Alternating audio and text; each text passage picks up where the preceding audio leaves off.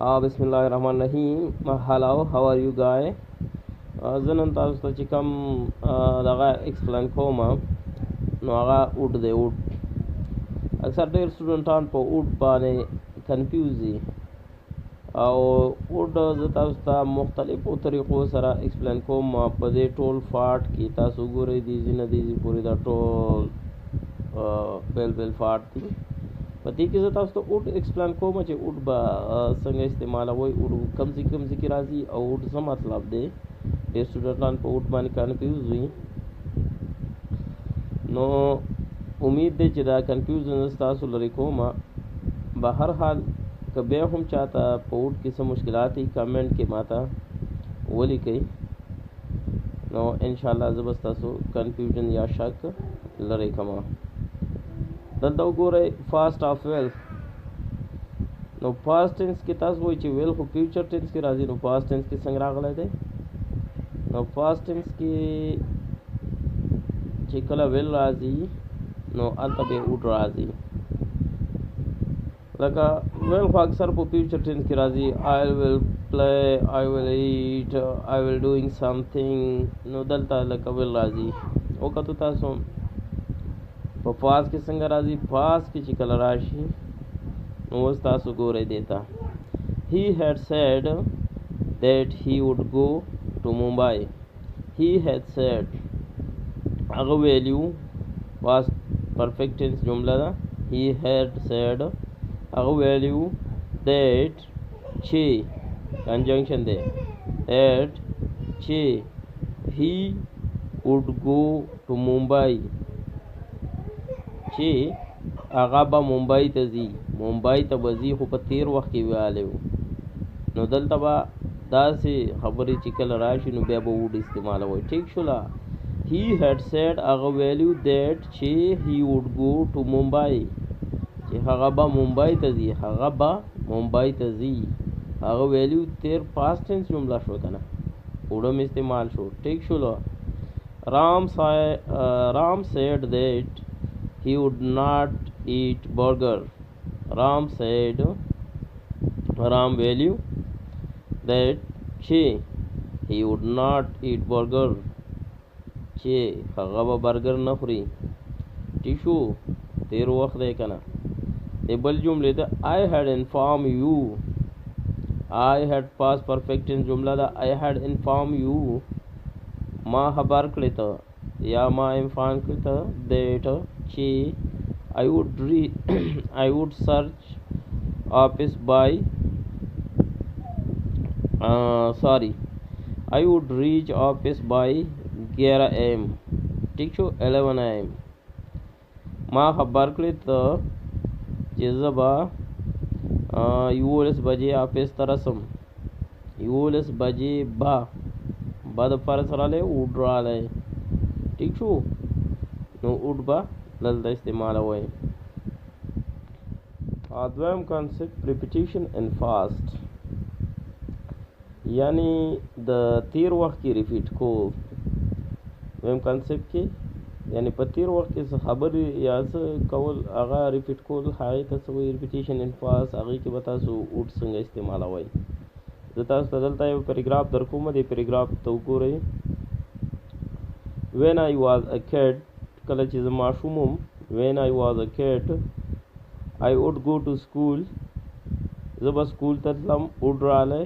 I would go to school. د تیر وخت خبرې کوم که نه. دلته اوډ رالی. I would play with Aman. ما به د امن سره لوبه کوله. with رالی. اوډ رالی. اوډ. ټیک شو.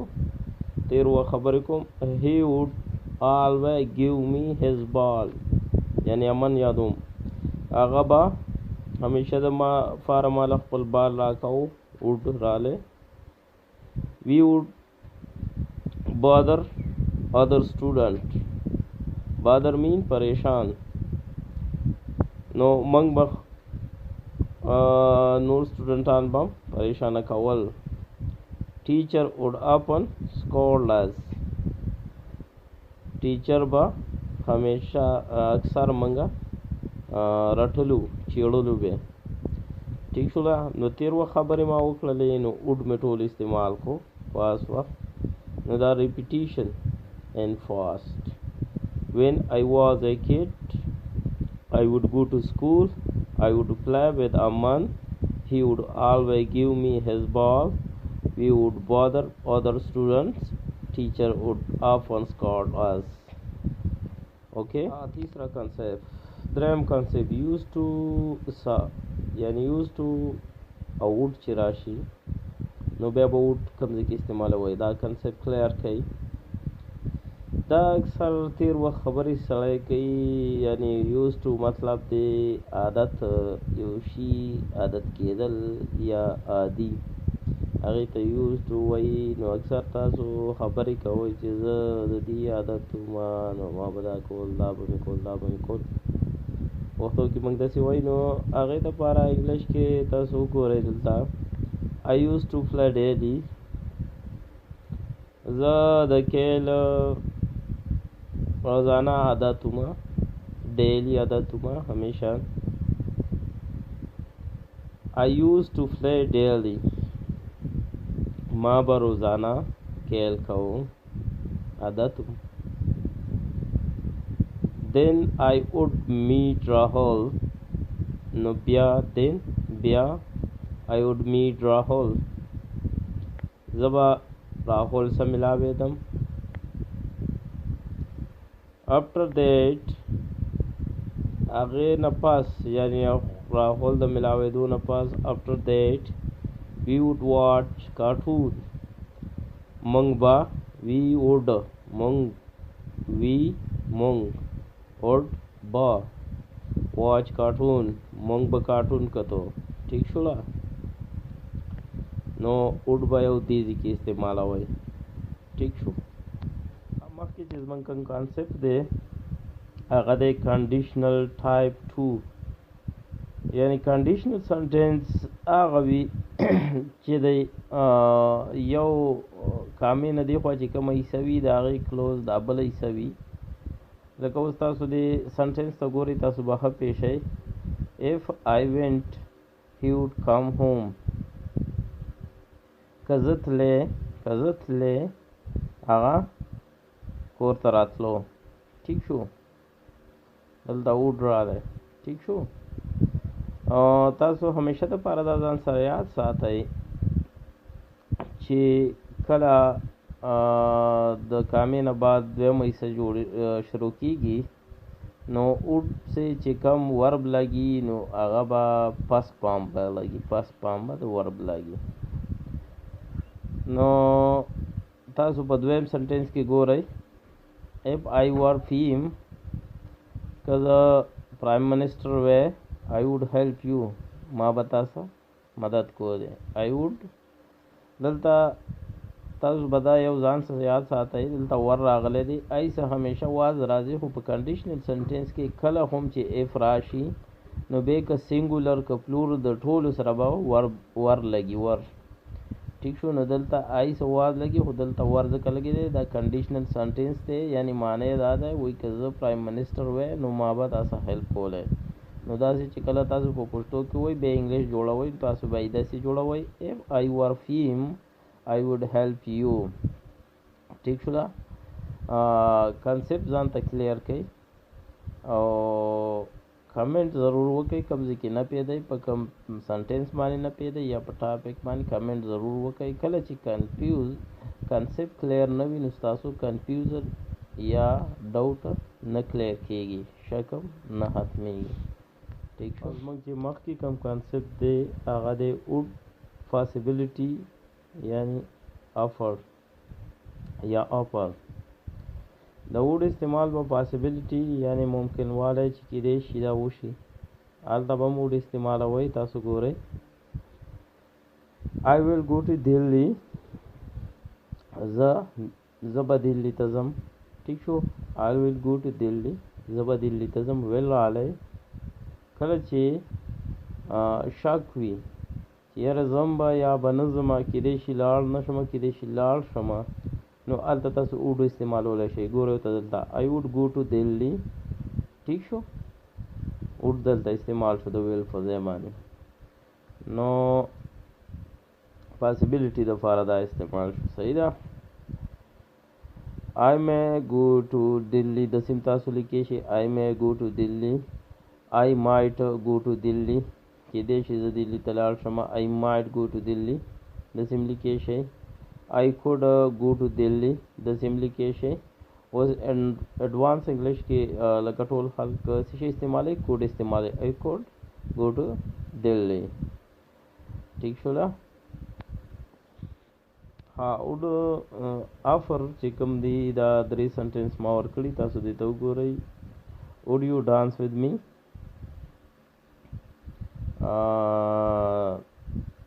ته به ما سره ډانس وکړي لکه سوالیه جمله ده افر دی نو دلته به مو وردا کې would you dance with me یعنی ته به ما سره ډانس وکړي.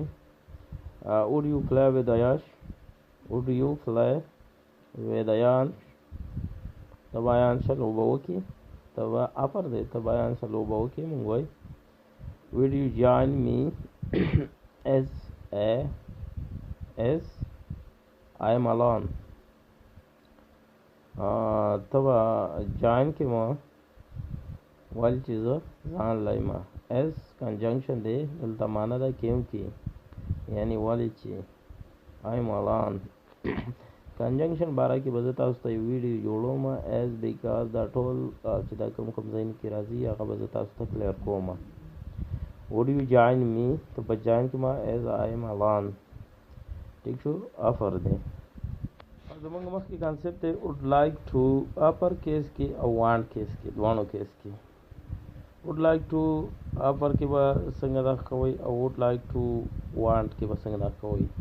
دلته ما سره 5 سنټنس دي تاسو وګورئ په دې کې دا درې سنټنس د افر والا دي یعنی افر دی دا او دا دوا د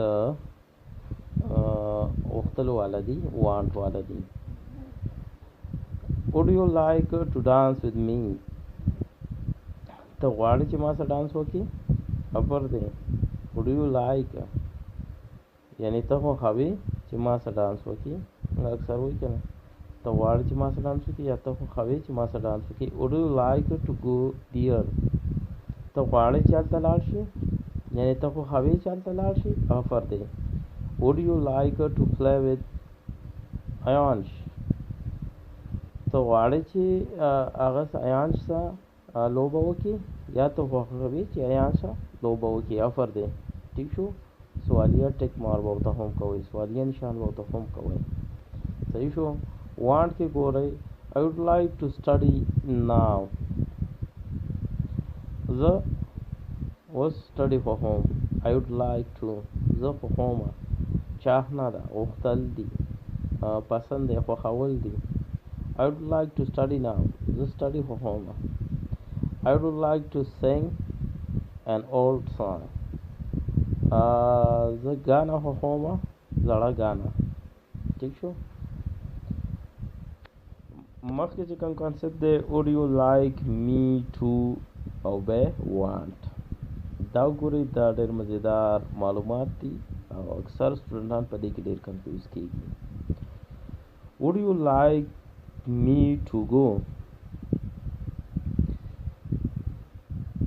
ته غواړې چې زه لاړ شم اکثر موږ وایي ته خوښې چې زه لاړ شم یعنی موږ اکثر داسې وایي ته غواړې چې زه لاړ شم. would you like me to go صحیح شو. would you like me to play ته دا خوښې چې زه لوبه کوم ته دا خوښې یعنی ته دا غواړې. would you like me to play would Ram like me to play رام دا غواړي یا رام دا خوښوي چې زه لوبه کوم. ٹھیک شو. ډېر مزیدار کانسیپټ دی لکه موږ اکثر وایي که نه چې رام دا غواړي چې زه لوبه کوم. would Ram like me to play بار بار پریکټس وکړئ یو جمله ډېره وایي مختلف جملې جوړې کړئ نو تاسو به دې سره عادت شئ. would I like you not to play نیگیټیو ته اوس ګورئ زه دا خوښوم چې ته به لوبه نه کړې یعنی زه دا غواړم چې ته به لوبه نه کې. would I like you not to play, would Ram like Rahul not to go. ګوره د نه والا نفي والا جملې ته ګوره. رام غواړي یعنی رام دا خوښوي چې راهول به نه ځي، یعنی رام دا غواړي چې راهول به نه ځي. would Ram like Rahul not to go. بار بار پریکټس وکړئ، ډېر مزیدار معلومات دي او دې کې سټوډنټان ډېر زیات کنفیوز وي. سوالیه نشانو ته هم کوئ. would you mind if او به د هغې نه دې خوا present indefinite سواله سنټنس. دا یو مزیدار کانسپټ دی د ووډ والا. تاسو دا وګورئ، دې باندې ځان پوهه کړئ، دا شخص نه لګي. would you mind it دې مطلب څه دی؟